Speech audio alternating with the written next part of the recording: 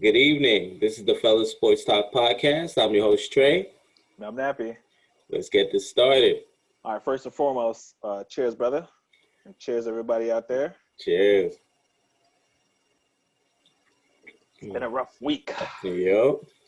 for me, but it's been a good week for Udonis Haslem.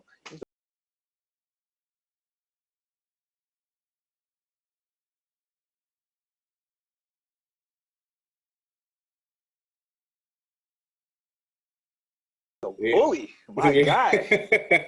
Yo, honest truth. Yeah. Enough respect to Haslem. I like what he did, honestly, especially because it was Dwight Howard. And I'm sorry, Dwight Howard needs to get punched right in his mouth. He's been needing to get punched, and I was kind of hoping Udonis would do it. So, yo, big shout out to Udonis. That was G. That was gangster. That was showing, listen, I'm a vet. It's my first 3 minutes of the season, and it's the best 3 minutes of the season I'm getting. I'm walking out a G, like, you know what I mean? So, yo, I thought that was mad. I give mad respect to that. I don't know about you, but I give mad respect to that. So, the thing is, let me just start this off by saying I actually like Udonis Haslem. Like, of course, there's no way anyone could not be a fan of Udonis, man. Exactly. Amazing player, hustle player. Just he's a dope. You root for him. That's and he's a leader, you know what I mean? A leader. Leader. Yeah, exactly. 100%. So, much respect to Udonis. But I did not like it. I didn't get it because, for one, I didn't see what Dwight Howard did, but that was so wrong. Even watching the replay, it really did look like much fighting for the rebound, and it kind of looked like you lost some balance there. So then he gets into his face and stuff.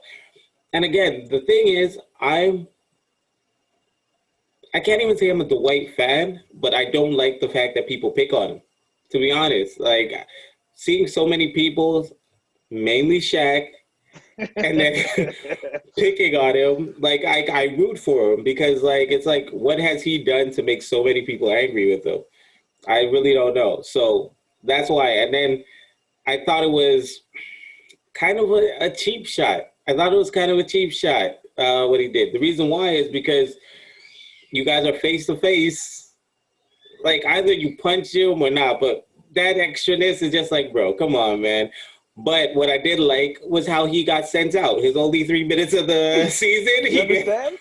That's why I did like that part, but I didn't like the unnecessary roughness. It was just like, come on, man. Like, why are you punking off the White? Of all people, the White. He hasn't done nothing to nobody, bro. So, from what I understand, it wasn't because of what necessarily happened with him. Like, he wasn't too excited that there was some incidental contact, and he lost his footing and he fell. But, you know, obviously he's going to blame Dwight. It's just the antics throughout the game that Dwight was doing is what he didn't like. So I would assume that had that not happened between them two, I'm pretty sure nothing would happen. But just the fact that there was just enough of that contact was enough for him to be like, yo, Dwight, like, yo, dude, you need to chill out with all these antics, blah, blah, blah, blah, blah, blah. And then you know how Dwight is. Dwight is always going to hold on his own. He's not going to shy away from anybody. No, exactly. I give him mad respect for it. You know what I mean? And that's what he did. And Udonis like, yo, do you know who I am? I'm your father's son. You know what I mean?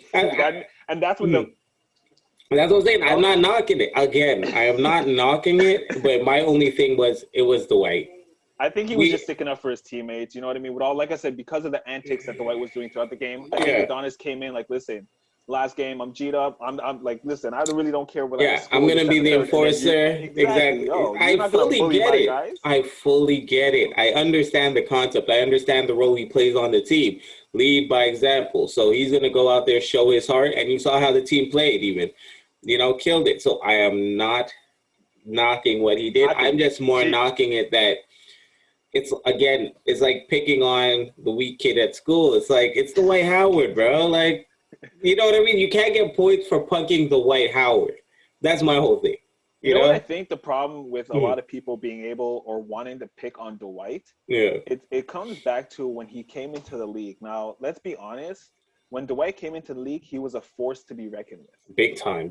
Underrated now. And he was bodying people left, right, and center. throwing it down, backing up, using his size Big to time. his advantage. Yeah, playing crazy defense. But the refs didn't want another Shaq. Yeah. They really didn't. So that's when they started calling these soft calls on Dwight, whether it was clean, whether Dwight did the proper moves. And then Dwight just started getting frustrated. Yeah. So the more he complained, it's just the more the general public and players thought he was being a baby. But if you were paying attention, it wasn't so much that he was being a baby. It's just that everything he grew up learning how to do, playing the game as a big man in the post, was literally taken out the window. Yeah. So what do you want him to do? The only thing you do, as any other normal person would do, is bitch and complain. Yeah. And you know how it is. You're playing the game, you bitch and complain. There's always going to be someone on the other side who's going to sit there and talk smack about it. So, of course, he's just going to fall into that role. And then he just dropped into that role. Well, listen, if I'm not going to get the calls going my way, I'm going to bitch and complain. I'm going to make my case. I get ejected. Yeah. So I think that's why people feel that's like, it's Dwight. Listen, poke him twice, call him a bitch. Man, he's good. He's going to get a tech and he's going to get out the game. That's what I was about to say. Plus, Dwight got a tech for that, and that was his 16th tech, so he suspended a game for that, bro. That's what I'm saying. I am not knocking what Udonis Haslem did. I'm knocking that he did it to Dwight, just because I think he gets such a raw deal, man. And people like to underrate his time in Orlando, bro. He was a beast, man. He really was. But yes, I think that was a great way for him to go out. I didn't like what he did, but I think that was perfect for his career. Once again, amazing career. I'm not trying to knock him, but he is Mr. Miami. But I don't think if he went to any other team, his career would have lasted this long. I don't think so either. Yeah, it was strictly just off of loyalty that they've kept him. And because he's had a long career for what he's contributed. I think 3-4 years ago would have been a wrap. 100%. Like a legitimate wrap, and that's even a stretch because it could have gone even earlier than that. Yeah, 100%. Think about it. When Dwayne Wade retires before Udonis, something's up, bro. I was saying, but no, it was definitely a good watch. So it was fun to watch. In that situation, I was rooting for Dwight, though. I can't lie. Basketball's not one of them sports like hockey where, all right, cool, let's throw it down. Like, you know what I mean? The minute you make any gesture, you're looking at a lengthy, definitely and heavy fine. So it's like, and the separations like this, bro. Exactly. There's only so much you can do in the course. Like I said, you can point the guns, you can poke the head, but anything past that, once a fist is clenched, it's over. I think the last fight, real fight, was Chris Paul and Rondo. That's what I think the last one. Y'all know, remember that? And then just separated, And that's usually how it works, you know what I mean? Yeah. But no, for good reason, because I honestly, as much as I said last time in hockey, I love fighting. Yeah. I wouldn't want to see that in basketball. I wouldn't necessarily want to see it in football. I don't necessarily mind it in baseball. As long as it's legitimately clean. Like, if you come in with a ball or bat in your hand, that ain't really good. That's assault, Throwing balls, it is what it is. You know? Yeah. Something about basketball is unsafe, man. We've seen it happen a couple of times, man. And some people actually almost lost their, Rudy Tomjanovich, I believe, almost lost his life over a straight shot to the face. There's been a couple of players, so it's Malice in the Palace. Yeah, that definitely. Even fully with just players. That was all fans getting whooped, That was genius. But I'm just saying, something about basketball, man. Leave the fighting out of it. But I would want to actually just see Dwight Howard, see how he actually gets down. I would like to see him just slap somebody one day. That's what I'm saying. I want to see how he actually gets down. Slap somebody. Like Blake Griffin, he had to start getting serious with people because they were legit treating him like Dwight Howard. Blake Griffin now, he's ready to fight everybody because his first couple of years, he was just getting punked left and right. Punk. Then he was like, nah, bruh. I ain't going out like that. On the block, man. He wasn't trying to step to these vets. Like, all right, you're right. I'm wrong. I'm the new guy. Exactly. And then he finally caught it. It's just the Dwight still. He's too much of a joker, man. Too friendly. He don't have it in him. Now, the standings are they're not 100% settled, but I think we somewhat know where people are going to be going. Except, let's say, all right, the Warriors they can still drop to the 9th seed with the Grizzlies, depending on who wins on Sunday. Now, the the Lakers, if they win all the rest of their games and a couple of the teams lose, they can actually go up to number 5. No, they can actually go up to number 5 if they win the rest and other people. But that's most likely not to happen. The best, most likely they'll get to is a 6 if things work out for them. If not, they'll go number 7. Now, the top 3 teams so far are Utah, Phoenix, and and Clippers. Top 3 teams. What do you think would be better for the Lakers? For them to stay at number 7, where they would play either Phoenix or Utah, or if they actually went to number 6, where they'd actually have to play the Clippers in the first round? What do you think would be the best chain of events? I think you want to avoid the play-in tournament at all costs. Oh, really? You don't think they could win 1 out of 2 games? Listen, anything, as KG said, is possible. You can go in with the mindset of, listen, let's get into that play-in and focus on that game, and then we'll take the next series at that. But you're not guaranteed that play-in game. Okay. It takes 1 bad game for you to be sitting in the sands on the beach on vacation. I wouldn't take that chance with my team, given that, especially the Lakers. Like the Lakers, realistically, they're a powerhouse. You don't want to be the powerhouse who gets knocked out in a play-in tournament. I'm sorry. Like, you don't want to.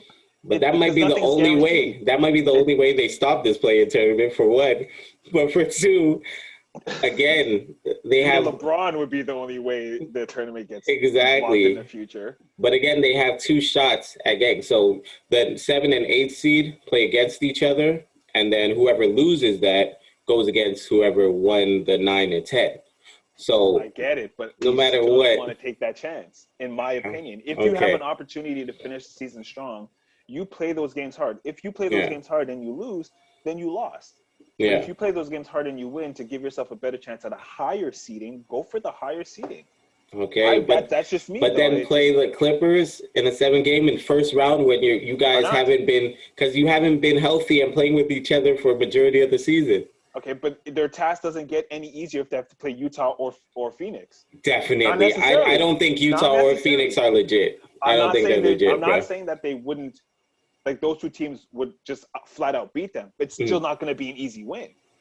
I think it would be easier than the Clippers. I think any which way you face any of those 3 teams, the Lakers are going to have a tough time. So let me ask. Of those teams are gonna I don't agree with that. I honestly I don't agree with that. And it's based on the principle, on the fact that they still haven't had enough time to gel again. Yeah. If I agree. Fully healthy team, forget it. The Lakers are walking over everyone. 100%. But the fact that there's been injuries, there's been people off. 100%. I think at this point you need, if you can get your squad to get together now and play as hard as possible, even though I don't think LeBron's, even if he comes back, he's still not going to give it his all because, again, his focus is going to be the playoffs. Yeah. If you can still get as much playing time with the core of the team together, go for the goal, man. And when you get into the playoffs, that's when you know at this point if LeBron is legit or not, and he's gonna go 130%. But Utah, all right, because let's say Phoenix, because I still don't think Phoenix is legit. But let's say Utah. You think Utah would give the Lakers a run for their money? I think they can if they play solid ball. Everything would have to go right for Utah to beat the Lakers. That's what I'm saying. But that's the chance you don't want to take by saying, "Oh, listen, that's what I'm saying." In my mind, if you don't want to face Utah and you don't want to face Phoenix, you do want to face those. Those are the teams you actually do. I wouldn't want to face the Clippers. That's the thing. That's the team that I think would actually have our number that would match up well between Kawhi, Paul George, Rondo. Dude, they have a nice team compared to Phoenix that DeAndre Ayton's been injured, not really. He does his thing. He's a big man, but it's pretty much Devin Booker and Chris Paul that you really have to worry about. I think the Lakers could take that. At Utah, Rudy Gobert and Donovan Mitchell. Again, I think Lakers could take that pretty easy. And like I said, I'm not doubting that they can't. I'm just saying don't play the risk of playing in the play-in tournament versus securing a spot. Because the play-in tournament, regardless, you can lose. The Lakers have lost back-to-back games. No, 100%. You don't want to lose back-to-back games in the play-in tournament. No, I feel you. You don't want to win one. Like, you know what I mean? Like, I'm just saying it would be hard. It would be hard for the Lakers to lose a back-to-back game, but it can happen. I'm just saying, in the playing against two bad teams, regardless of which teams you're going to look at, the bottom four teams, Lakers, Grizzlies, San Antonio, and the Warriors, the only legit team is the Lakers. So if Lakers lose to any of two times to those two teams or three teams, they didn't deserve to be in it, bro. Now, the thing is, if the Warriors make it, I do believe they can actually do an upset in the first round against Phoenix or Utah. I actually think they would match up well with both teams. So I think that's going to be interesting if they actually could make it, right? Because how it's going right now, they would be playing Lakers. So in the play-in. Now, boom, boom, boom, then whoever loses, which I'm assuming Warriors would lose in that play-in. I don't know hopefully they'd make it past whatever, let's say the Grizzlies or San Antonio. And then I think that they would actually not dominate, but I think they could actually put up a fight or beat Phoenix or Utah personally. But I think if that play-in tournament were to end up being 7-10, being the Lakers, Grizzlies, Warriors, and Spurs, let's just say, not you, but you have it your way, and the Lakers do make it into that play-in tournament. I think coming out of that, you're right. It would be the Lakers, but they'd be the Lakers versus the Warriors.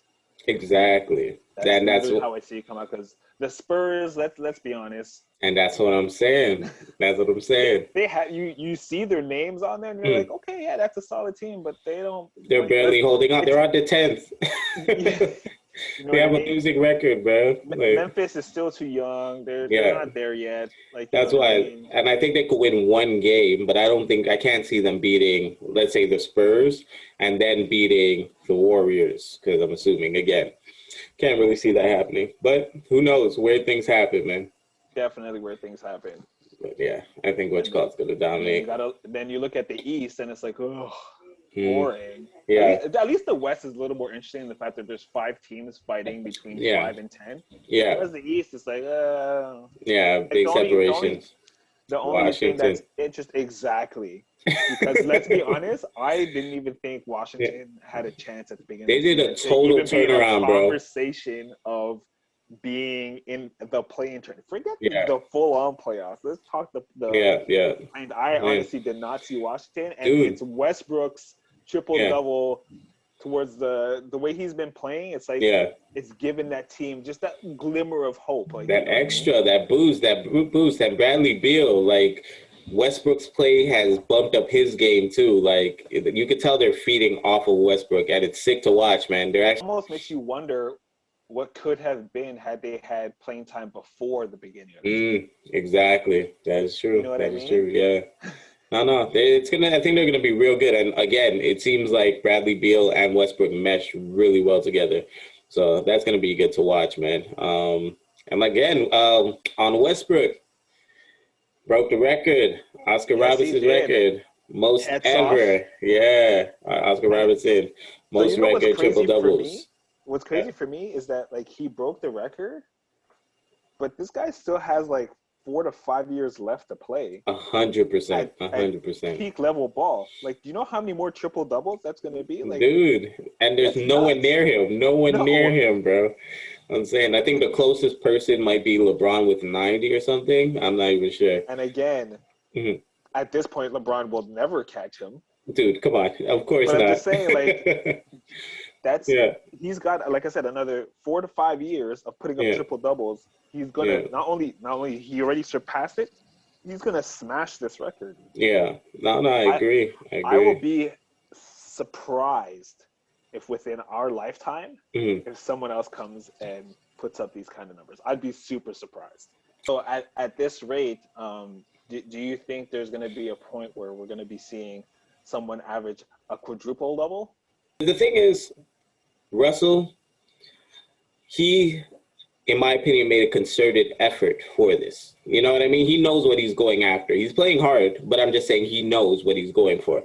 If he actually really put in his mind to get a quadruple double, I just don't know what aspect he could dominate, though. Like, Steals, 10 steals? I don't think so. That's going to be tough. 10 blocks is 10 going to be blocks? tough. I don't think so. That's why. I think that he might get a quadruple single type of thing, like as far as like 10, 10, and like 3, 10, 10, and 4. I think that he could really make a concerted effort at different parts of his game. But for the most part, to get 10 blocks, come on, man. To get 10 steals, come on, man. So no, I don't think that's gonna happen. But who knows? I think it would have to be a big man to do it, like a Jokic or something. Okay, so now that we're talking about a big man, now Yeah. the era, like you just said before, the era of the big man, the traditional big man, anyways, no longer exists. Exactly. Now, with the way the game always and constantly evolves, do you think at some point it will revert back to an era of the traditional big man, the dominant center who is bodying people inside on offense as well as on defense? Do you think there at some point in the near future it can happen again? Or is it the traditional big man no longer exists? It's if you're a big man, you have to be able to shoot from mid-range to beyond the arc. I think that we will see it again, traditional big men making a comeback. The reason why is everything is about trends and what works. So the only reason why the 3-ball worked and Curry was able to change is because they won a championship.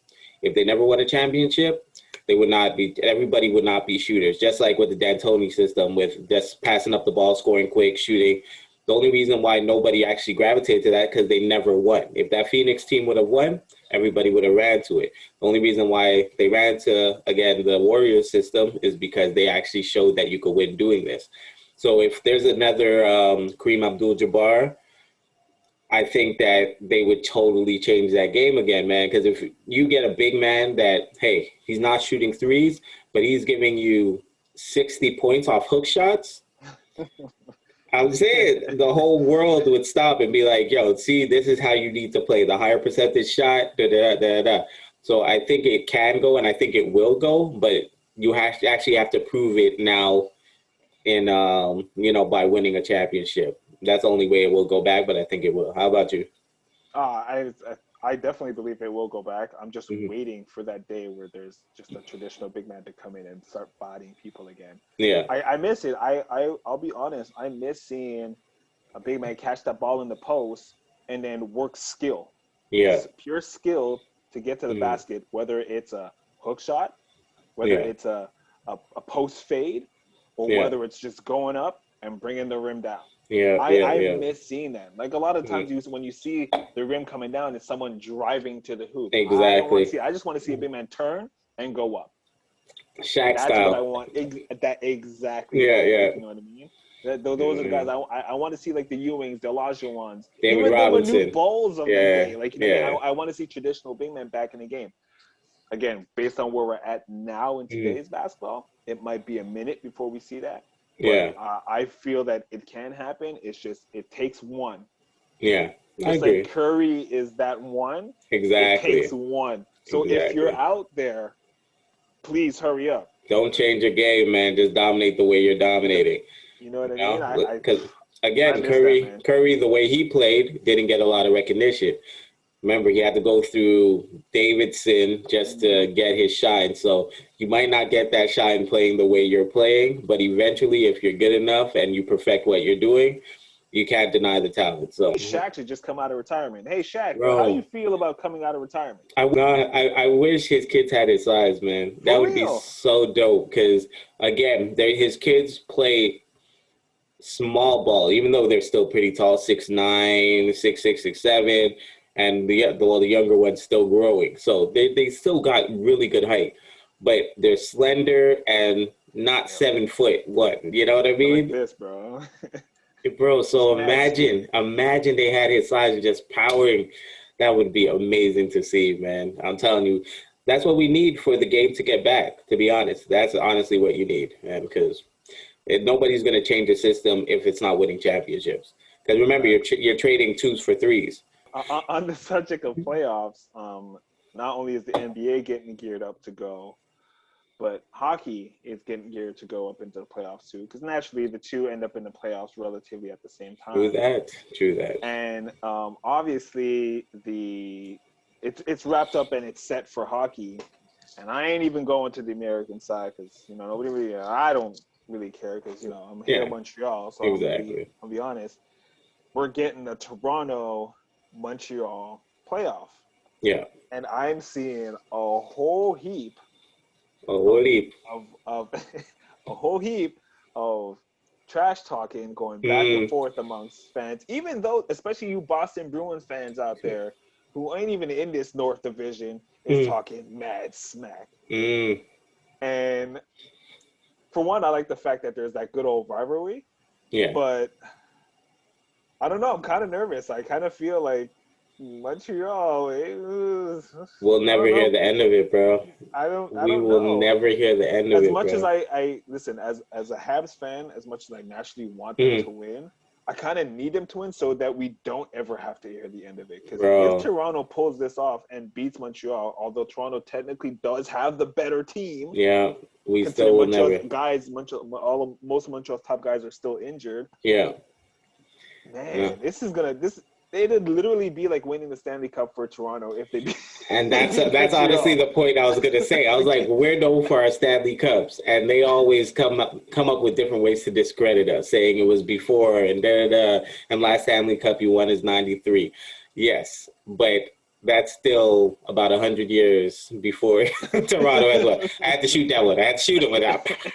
Okay, but now the thing is that if they beat us in a head-to-head, oh my goodness, bro, we won't hear the end. I don't even think if we won a Stanley Cup the following year we'd ever hear the end. For sure, dude. It's because this is a head-to-head. They're like, yeah, you won, but you didn't play us. Like, dude, it's. No, man, it can't happen. It can't happen. I'm not even trying to lie. Like when they were before the seedings were set, I kind of wanted Toronto to keep trying to climb up, so that they didn't have to play Toronto, at least not in the first round, to in the playoffs, just because of the rivalry, man. The hate, not the rivalry, but just the people, the fans, like they're really not gonna let it go. Like 100% not, bro. Like it's almost like if it's to me, it's like it's no different than if for whatever reason we end up playing Boston.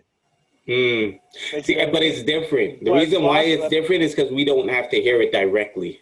Yeah, that too. With Toronto, we hear it. Like whenever I, meet up with a Toronto friend or something, I'm just laughing at them, dogging them on their team. Just you guys suck.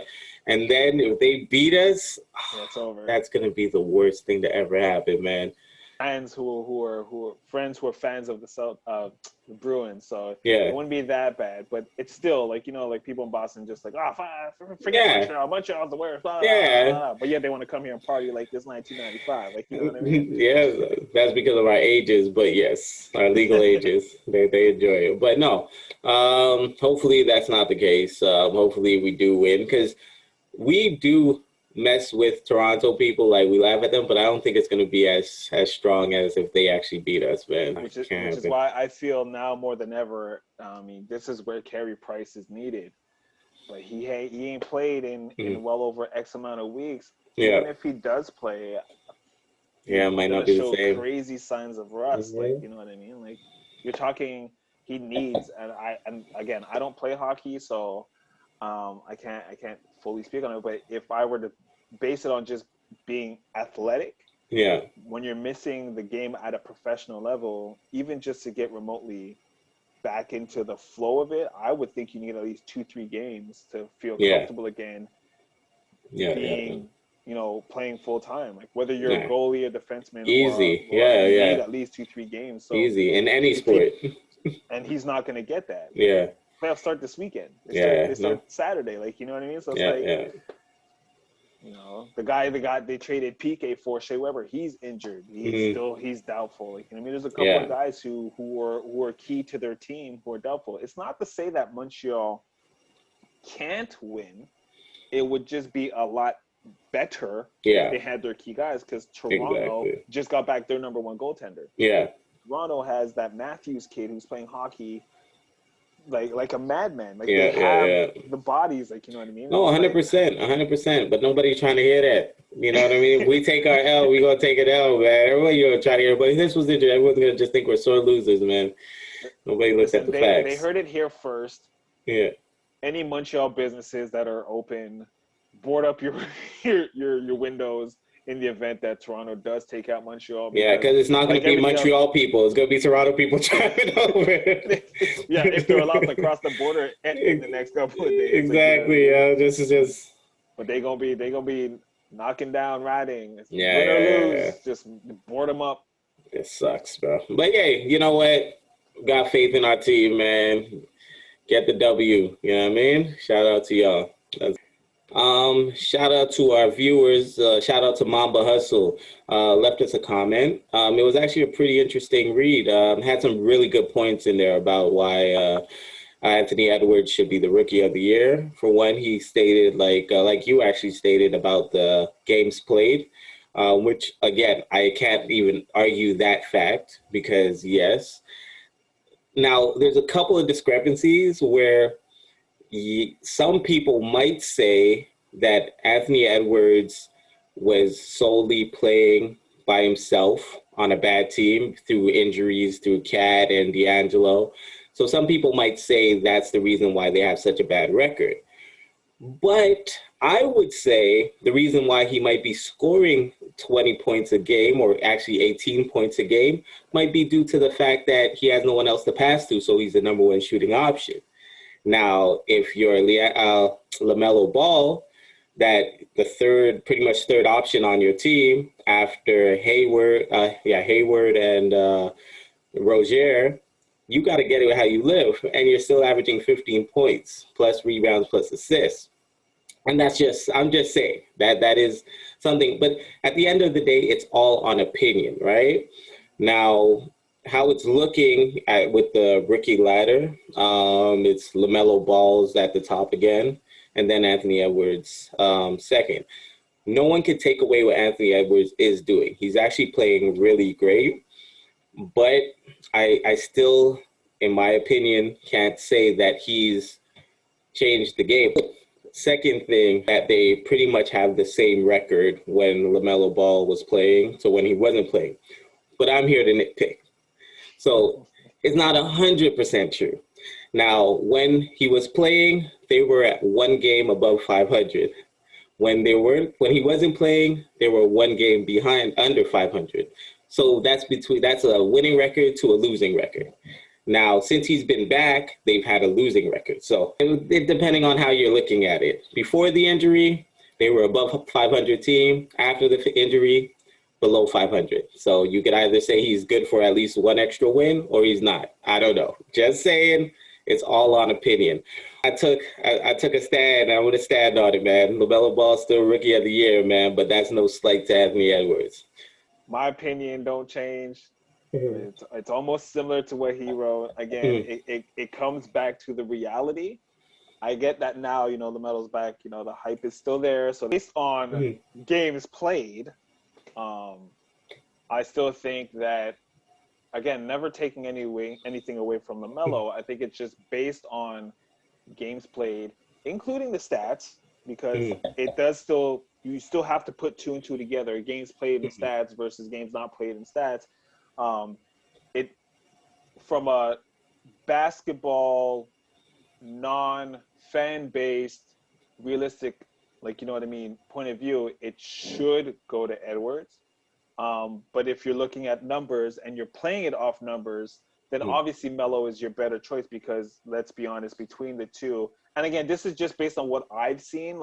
If you tell me Anthony Edwards is playing, I might want to watch a game. But if you tell me LaMelo's playing, I want to watch the game. Yeah. From a fan perspective, I would give it to LaMelo. You know what I mean? But again, at the end of the day, these are just our opinions. This is just my opinion. 100%. We don't even get to make that choice. You know what I mean? The NBA 100%. Is going to look at it, and I feel the NBA is going to look at it on that true merit based on games played. 100%. I believe so too. I honestly believe so too. And that's why I'm not knocking it, because I'm not going to be necessarily upset if Anthony Edwards wins. It's not that I'm going to be upset. Will I still believe that, just on my judgment and opinion, that LaMelo Ball? Yes, I do believe that. But no, it makes sense that if someone misses a quarter, more than a quarter of the season, that they probably shouldn't win a Rookie of the Year or a big time award. But that's why with these awards, they need to make they need to make it clear what you need to have, whether it's at least 3/4 of the season played or whatever. Because again, this is all for interpretation. So, in my opinion, the games really doesn't change much, just because I personally didn't see enough in Anthony Edwards' games to knock off what I've seen Lamelo Ball contributing to his team. But it's injury time. It's injury time. We can't escape. Like, can we do a podcast where we don't actually mention injuries? We have to, man. It's happening, man. It's so prevalent in this year's NBA season, yo. So, Jaylen Brown out for the season. That he is. So, yeah, what are you thinking, man? Freak accident again. Something bad. Just totally ruined it. And he was having an amazing season too. Listen, I don't even know what to say anymore with these injuries. Like, you know, what I mean? And he's such a key component to Boston. Like, big time. You know, listen, heal up, brother, man. I hope you get, healed up sooner rather than later. But it's such a major blow to Boston that I don't even know what's gonna happen with them now. Boston is sitting in the 7th seed, so they're a play-in team. Yeah, He's the kind of player that you want in that playoff situation, especially the way he's playing. And now you don't have that, so let's just see how resilient Boston truly is and how they can really do. But at the end of the day, these injuries are no joke, man. Yeah, no, I agree. Again, and we talk about it all the time. I just feel like it's more injuries this year than anyways, notable talent are getting injured more than in any other year. Again, shortened off season, big time playing this year. So we know that is a factor. Because let's be honest, I don't care what sport you play. Yeah, your body needs rest, especially when you're at that professional level. Your body needs rest, and it's like a UFC fighter fighting today, going through a fight, and then telling me he's got to fight in less than a week again. Exactly, and that's what LeBron was arguing about at the All-Star Weekend. He was like, "Yo, we need time, bro," and again, this is happening. I can't. Of course, there's freak accidents, but a lot of these injuries, I think, could have been prevented by giving these players at least some time to rest during the season. So, no, it's sad to see, man. Heal up, man. I was enjoying his play. This season was a breakout season for him. So I hate that it happened to him. But again, I think he's gonna come back stronger, better, because throughout his career, he's just been progressing, right? Yes, he has, actually. And you've seen it. That's what I was saying. Big time. So again, give him give him the benefit of the doubt. I think he's going to come back better, bigger, stronger. So just heal up, get back good, man. And I'm going to head off on the baseball with this one. Ronald Acuna. Acuna. Yeah, rolled his ankle running the first. I'm not going to lie to you. It's like one of my biggest fears playing baseball. Yeah, rolling my ankle. Yeah. Why is more than basketball?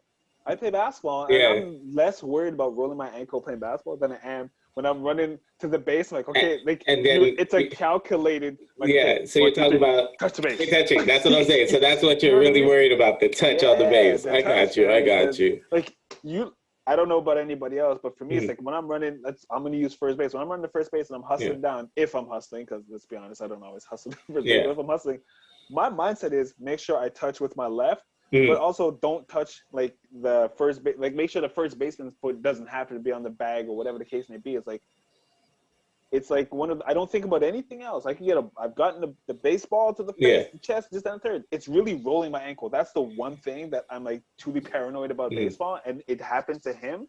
Yeah. And so you ran out. Super bad. You ran out. Yeah, I run. I got you. Yeah, that's what I'm saying. I don't do that straight line stuff. Once I touch first, I'm going this way. That's what I'm saying. If you're trying to make sure the left, you're like, run it out. Okay, I got you. My left foot got to touch that bag. That's what I'm doing. But it kind of sucks that it happens to him because he's having a break. I mean, he's a top talent. Yeah. He's young. right now, I mean, he was the lead leader in home runs. It's like you see this happen, and it's like, and when it happened, again, because we talk often, I immediately thought basketball. I'm like, man, another injury? God damn. But I'm like, wait, no, but this is baseball. Like, you know what I mean? Like, but again, a top talent level player who's going out again. Yeah. I'm gonna say it's a freak. Yeah. Because it truly is a freak. Yeah. And it's a roll. It's just a rolled ankle. So he'll be out for he'll be out for a while, especially, but at least it wasn't nothing more severe. You know what I mean? Not no Moises Alou. Exactly. Right? That was disgusting. That thing just.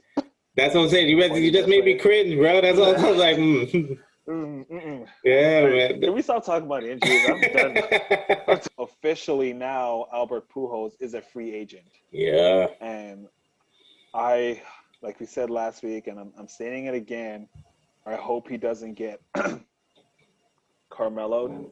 I really hope he doesn't, because yes, he might be a seasoned veteran. Yes, he might have been struggling this season, but at the end of the day, he's still Albert Pujols. He's still a presence. He still has something to offer.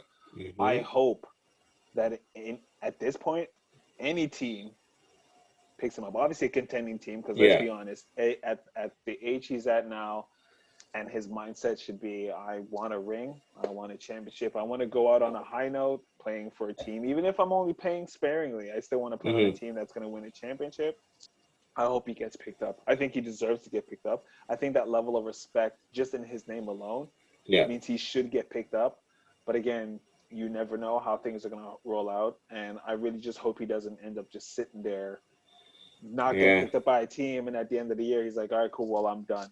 Like, I don't think that's the way he should go out in terms of retirement. Yeah, because there was more. I feel you. He really does. Let's be honest. Plus, like, why not add a couple more home runs to his stats? A couple more RBIs to stats. Even I saw a video. I think he doesn't steal the bases often, but I think like 20 consecutive stolen bases, because nobody pays attention to him. You're just walking over it. Like, you know what I mean? So it's like, why not add one or two more to That's hilarious, you know what I mean? That is so messed up. It's funny. Well, yeah, because he's not a threat. He's really not a threat. So when he does steal, like, there's been instances where, like, the catcher freezes because he's like, wait, what's happening? Where is he going? Did he forget where you're on first base? Where are you going? Yeah, no, you need to go back. That's where you belong. But honestly, like you're saying, man, it's hopefully he doesn't go out like that, man. At least let him finish out his season. Like, again, that's why I'm shocked that they let him go, because it was like last year of the contract, bro. Just let him finish out his season. So hopefully a team picks him up. Hopefully he has a real run at a World Series. But if not, man, salute to you, Pujols, man. So I have a question for you. Do you think that organizations, regardless of sport, tend to do certain veterans dirty in that aspect, where they'll let somebody go for whether the last season of their contract or whatever the situation may be there, Do you think that organizations tend to continuously do teams dirty and not realize that they're doing a player dirty by doing that?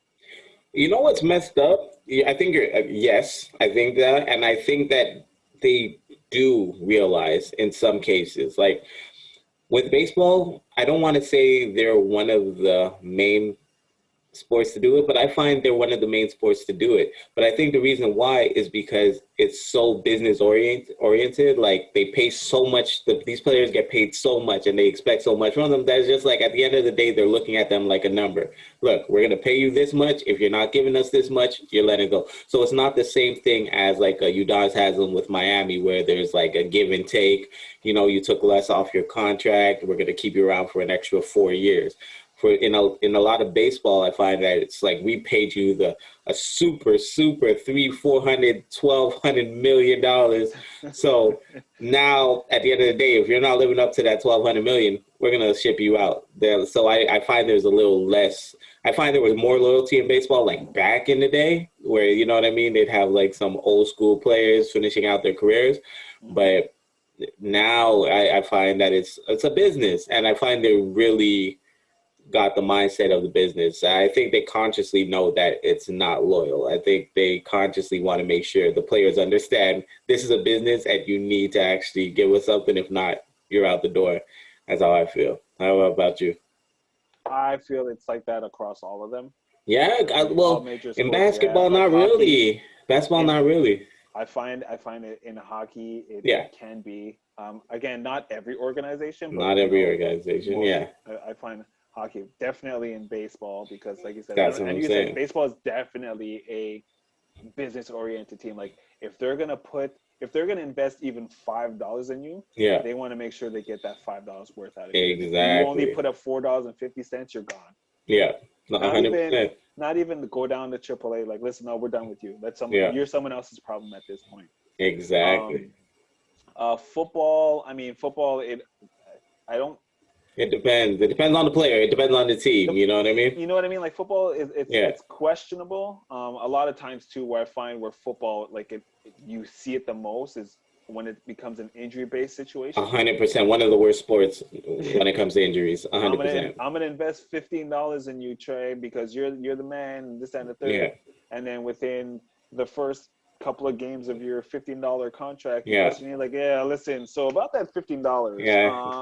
Non-guaranteed contract. yeah, like Yeah. you know what I mean? Which is Yeah. why like I give kudos to guys and agents and Mhm. whatnot who fight to make sure that regardless of whatever the amount is, there's a Mhm. guaranteed portion. Yeah. Especially in a Exactly. sport like football where tomorrow is truly not guaranteed. Exactly. Let's be 100%. honest. 100%. I You know what I agree. I mean? agree. Basketball is one of those games. It's one of those games. It's one of those leagues where I feel there's a little more loyalty Hmm. than the other organizations. But we've known situations where 100%. where they're No, like, 100%. sorry, like Yeah. you know what I mean? Like Yeah, that's why I when you can't. said you were right by saying a little more, because me, I'm being dramatic and saying basketball's the best, football's the worst, soccer, baseball's the worst. So no, you're 100% right, a little better, because we've all seen it. Just that I've seen more in basketball where they'll keep a player even if he's not the best, but they'll let him stay on an organization. I mean, I can't even fully speak on soccer because it's like Mhm. one of the one sports I truly don't follow. Yeah. But from what I've understood and seen is that they're generally loyal to the top stars, Oh even yeah. as they're Yeah. getting Yeah. older and on Yeah. the decline. Yeah. So and usually I mean again based on what I've seen, usually when that player starts to go on the decline, they tend to leave before the organization drops them anyway. So Yeah. I would think there's a little more loyalty in soccer. Again, you'll Yeah. still have situations where they'll do someone dirty because it is Exactly. business regardless at the At end of the the end of the day. day, exactly. But yeah, I find that, you know, like there's there's always got to be that level of respect and mutuality between the player and the organization. But, Mm. you know, the player, it's his or her job. So they're there to make their money the best of their abilities at the Yeah. position or sport that they play. And the league is going to pay you accordingly. But again, if the league can cut corners, save money, or go get someone else, they're going to do what they have to do.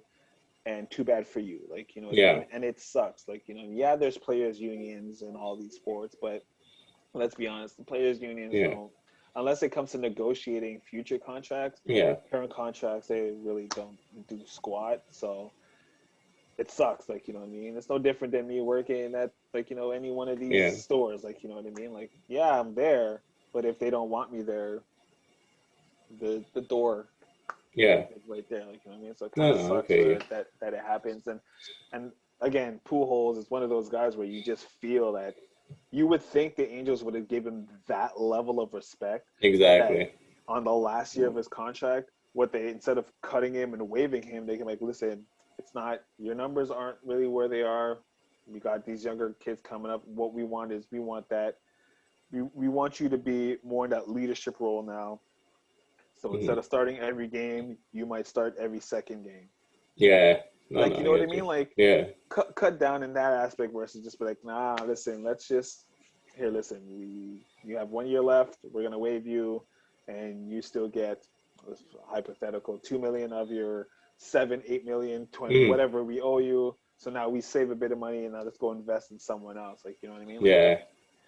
I get Mm. it because Yeah. it's money at the end of the day, but it's just like the guy's been loyal to you. Like, you know what I mean? Like 100%. the least 100%. you could do is write it out. Yeah. No, you're right. I agree 100,000%, man. It's and again, and that's all sports. I was just being specific and judging it off of like the sports where I see it more business minded than others. But all sports, all organizations we've seen. Again, they did DeMar DeRozan dirty and with the Raptors. Like we've seen it countless times. So speaking of the Raptors though, first time in a long time they have not made the playoffs. Um, how do you feel about it, man? I just want to get your opinion. How you feel about this? I'm surprised, Yeah. but I'm also not surprised. Okay. So I'm surprised because when I look at their roster, okay, so let's go before they traded Powell. When I look at their roster in general and I see the guys that they have, I figured they're still at least an eight, anywhere between a 6 and 8 seed Mm, with that roster, knowing that Lowry will be the floor general and Siakam is playing at that level we expect them to play at, with everyone contributing the way they've always contributed. So yeah. they're going to win some games, but they're going to lose some dumb games. Yeah. Let's be honest, because that seems to be Toronto's thing where, they could have a 15, 20-point lead against the weakest team in the league and lose that game. Like, you know what I mean? Mm-hmm. And that's how I saw it happening. But I'm also not surprised because of the team they have. Again, you lost some big men, which was key to your defense and your offense. Yeah. Those guys weren't major scorers, but they gave you little numbers that you need, but they were good on the defensive side, which is what you want. They were good at grabbing rebounds, defensive as much as they were offensive. So Mm-hmm. I'm shocked, but I'm not shocked. Yeah. I also feel that although they didn't tank, I still feel kind of like there was some kind of back end tanking going It on feels here like and it, to there. be Like, you know honest. what I It mean? feels Because you like look it. at some of these games they played, and it's like they'll play the Lakers, and they'll beat the Lakers with Yeah. LeBron in the lineup. Yeah. But then they'll go and play Cleveland and have a hard time. Yeah. It's like they play up to the competition and then they play down to the competition. Like, you know what I mean? It's like, Yeah. No, I so fully when I get you. see games like that, I'm like, if they make it, even if they make it in the play-in, in my opinion, I didn't think they were going to make it out of the play-in. Yeah. Mainly because of the way the roster's composed. And then, you do trades, you get rid of Powell, which I kind of like. I like Powell. I kind of feel like he should have stayed in Toronto. Yeah. But Well, they, with not knowing what's going to happen with yeah. Lowry, they took a chance. They did what they had to do.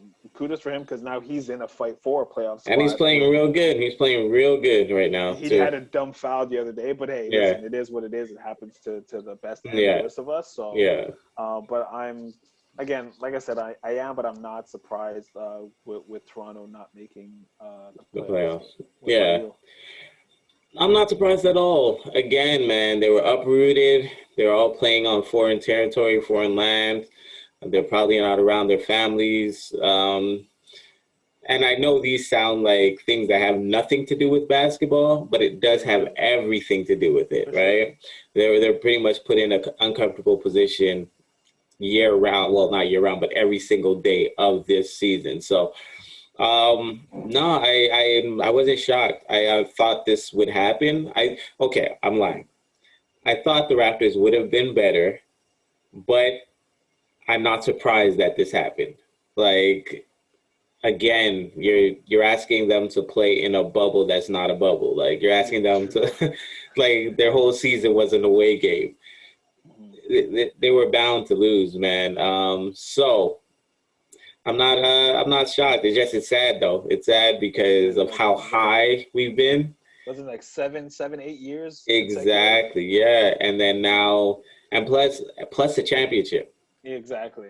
You You're know? 2 years removed from a championship, and now you're out of the playoffs altogether. So. Exactly. And it's not like there was a major injury or something that happened. It was really just not playing good. And so therefore that's what's kind of sad about it.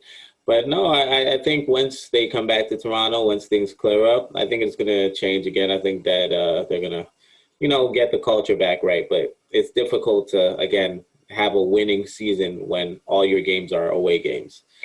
So that's real So bad. that being said, has Kyle Lowry played his last game with the Toronto Raptors? Golly. See, that's a good one right there. I think so. I believe so. Yeah. Pretty much by the end of the season, I think he's going to leave. For one, he's already knowing and feeling they don't want him. That alone is going to make him want to leave. Two, he's pretty much at the end of his career, and they're not trying to sign him long-term again. So I think either Philly is going to take him, have him and Ben Simmons in the backcourt, which will be pretty dope.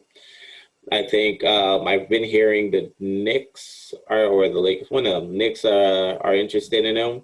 I think that would be a pretty smart pickup too with the style of team they have. And I think any of the LA teams would love to have him. Again, pretty much any team in the league. I'm throwing out random teams, but literally any team in the league would love to have him. So I just want him to go to a contender. I wouldn't mind him winning another championship. So, but no, I think he's out.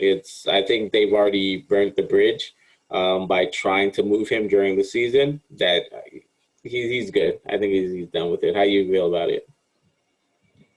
I'm still torn. Mm-hmm. And again, for me, it's from a Kyle Lowry standpoint, I'd love to see him stay. Ride out your career. You changed your game in Toronto. Remember, he came into Toronto being one of those, we don't know if we want him here. He's kind of rough towards coaches. He's got a bad attitude. And don't forget, in the beginning, he was almost traded to the Knicks. The Knicks are the ones who chickened out in the end, and he ended up staying. But that seemed to be the turning point in Kyle Lowry's career as an NBA player. Because let's be honest, he was always a good ball player. He was always He's definitely good. Yeah, exactly. But his game evolved in Toronto. Really good, yeah. And it evolved to the point where he was able to get them to, and I'm saying he, but they were able, Toronto as an organization was able to surround with the right amount of pieces. They got rid of DeRozan by trading him for Leonard, which ultimately resulted in a championship. So now Lowry has his ring. Yeah. Every NBA player's dream is to bare minimum walk away with at least one ring. Exactly. So he got it. So now for me, it's like, if I look at it from a basketball standpoint, like, what more do you truly need? Like, why not finish out your career here in Toronto and be a mentor to help the organization continue to grow? That's one aspect of it. Toronto don't want him, though. When I'm saying don't want him, they don't want to give him the money, a bunch of years, a couple of years. It comes down to money at the end of the day. If he's willing to sign another 2-year, and let's say $20 million contract versus 35. No, you're right. You're right. But he wants. He knows his worth. Longer. Exactly. Let's be honest. Yeah, and he knows this is going to be his last contract. So. Exactly. So if that's the case, he's not trying to sign a 2-year deal. He's trying to sign a 3 to 4 year deal worth at least $45 to $50 million. Exactly. He's not going to get that in Toronto, and it kind of sucks because I'll be honest, even as an organization, where his career is going now, I wouldn't even want to necessarily give him that. I'm not saying he doesn't deserve it. I'm just saying from a business standpoint, I wouldn't want to give it to him. Not with the Raptors. Not with the Raptors. Another team would definitely give it to him, but not the Raptors. Considering it wouldn't make sense. What I mean? They at this point, they're looking to invest in the future versus holding on to to Lowry. Because again, enough respect. I'm a Lowry fan. He's done big things. But at the end of the day, I have to agree with you. I think he has played his last game. With Toronto, sucks. Maybe we might get shocked and he might stay. Who knows? But anyways, I think he's played his last game in Toronto. But I see one of 3 destinations. Okay, let me hear this. One of them being Philly, naturally, because he is a Philly boy. Exactly. And we all know that Philly is hungry to go get him. It's definitely not a secret. Everyone who follows sports, even in the slightest, who hears even the slightest about basketball, knows that the Philadelphia 76ers want Kyle Lowry. And I believe they're going to go and get him. He represents Philly so much. Like, his style of play is Philadelphia. You can see it. But, go ahead. My number 2 destination for him would be the Miami Heat. A great one as well. And For one, because of his style of play. Yeah. But two, Jimmy Butler. Him 100%. and Jimmy Butler have a great relationship. And I believe him and Jimmy Butler can have a him and DeMar DeRozan situation down in Miami. I agree, but they're going to have to move some guards, though. I understand that. I'm just talking destinations of where he could go. Okay, They'll do what they have to do. No, I get you. And that would be a great fit. That would be a great fit. Perfect. And then 3, the only other place I could see, the only other team that I feel would really chase him is the Los Angeles Lakers. We already know that they were talking. There was little rumbles about them trying to pick him up. But, you know, semantics, it didn't happen. Yeah. But I feel in the offseason, if he's available, I feel that LeBron's power and worth in LA would be enough to draw Lowry, but it'd also be enough for the organization to go and pursue him. Yeah. Even if it means having to shell out a bit more than what maybe Philly's willing to offer him. Yeah. I think that's the other team that would go get him. I think those 3 teams right there between the 76ers, the Heat, and the Lakers, or any of the 3 destinations where I can see him going. And also because, let's be honest, the last time the Raptors played the Lakers, Kyle was on a mission. Yeah. Kyle was on a mission to show them that, listen, you had your chance and this is what you missed out on. Mm-hmm. Keep in mind, I'm a free agent. This is what you can get. That's literally how he played the game. And again, as much as I don't want to see him go, that's the way you show out. Yeah. No, 100%. And that's the thing. The Lakers should have definitely gotten Lowry instead of Schroeder. Like, honestly, like that definitely should have happened. I don't see why they didn't. After they swap, like right there. After they lost Rondo, like Lowry is they're interchangeable. Like Lowry would have fit in perfectly. The defensive tenacity, the scoring, everything you needed, that would have been perfect. Secondly, you know who I find Lowry's like, and don't kill me with this, but I find he's a modern day Chauncey Billups. Like, that's a good comparison. That's what I'm saying. A modern day Chauncey Billups, man, a journeyman that found his home and then dominated and changed his game around. Like, I think that any team that gets them, especially if they're a contender, he's a master of leading a team. I think he's found out how to do it. So, yeah, I think Lakers would be dope. I think that's an automatic championship right there. I think Miami, that can put them over the edge. I don't know if it would, but it can put them over the edge. Philly, come on. Ben Simmons, Lowry, Embiid, Tobias Harris, bro, amongst others, like a plethora of others. I'm just saying. Any of Philly, those teams. I think, and I'm pretty sure most people should or could agree that Philly would probably be the best place for him to go, just because it would just make them so dangerous. They're already dangerous. Just imagine how much more now they would be with Lowry and Simmons. Dude. 2 ball handlers, one 11 feet 1,000 tall and the other one, you know, Hobbit size, and they're going at it, just dogging everybody. Like, imagine Ben Simmons playing 2 guard, bro. That'd be perfect. You know, Ben Simmons playing 2. Who wants to guard Ben Simmons at that height? Dude, that's what I'm saying. Because you can't leave Lowry alone. You just can't. So, that's a sick team right there, honestly. So, think about it, man. Not to throw anything away from Toronto, but if Lowry went there, I think every team at this point in the East. Definitely. Between them and Brooklyn. Yeah. Because honestly, that team right there is a stacked team. People might not want to give it credit because the names aren't as big. Mm-hmm. But that team, that Philadelphia team, and you add Larry to that, bruh, that would be something to watch. And the worst part is, let's be honest, Lowry could be that deciding factor that wins them a champion. 100%, man. Especially when it comes down. He might be their Kawhi Leonard. That's what I was about to say. Especially when it comes down to like a close game, you want him to have the ball in his hand, bro. Once again, this is the Fellaz Sports Talk Podcast. Remember, like, share, and subscribe. Leave a comment. Also, you can follow us or write us on thefellaz.com. And I'm your host, Trey. And I'm Nappy.